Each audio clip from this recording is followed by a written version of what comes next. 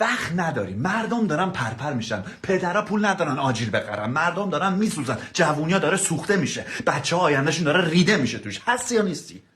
مردم همیشه تر دارن میرن مهاجرت میکنن. هستی یا نیستی؟ وقت نداریم. اصلا آقای رضای پهلوی رفت رو قدرت مون پایین هم نیومد، مردم هم همینجوری پرستیدنش. 2026 هم نیست، مدرن نیستن مردم، هیچی از اینستاگرام و گذشته یاد نگرفتن. هستی و نیستی؟ میخوایم از حکومت دیکتاتوری جمهوری اسلامی بریم با حکومت دیکتاتوری رضای پهلوی که سلطنتگرانه است و فلان. هستی یا نیستی؟ اینو هستی یا نیستی؟ گیر نده. من دارم به این یه روشی که شاید 2 نفر آورد. هستی یا نیستی؟ وقت نداریم. هستی یا نیستی؟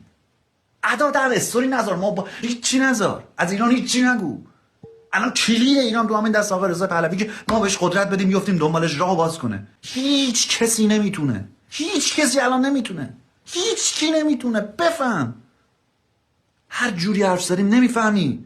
وقتی داد میزنن به خاطر اینکه این همه مردم دارن ظلم میکشن به خاطر حماقت تو که رفیق منی، تو که دوست منی، تو که میتونی فامیل من باشی.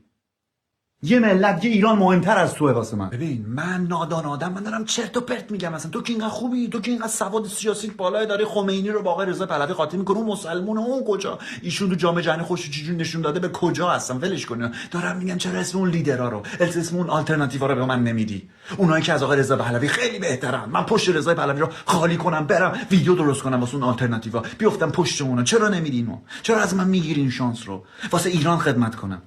لعنت بر من اگه من پشت کسی وای نستم که از رضای پهلوی خیلی بهتر باشه. کو نامرد، چرا اسمشو نمی؟ من فقط پشت کسی وایسادم که میدونم میتونه راه ببره جلو.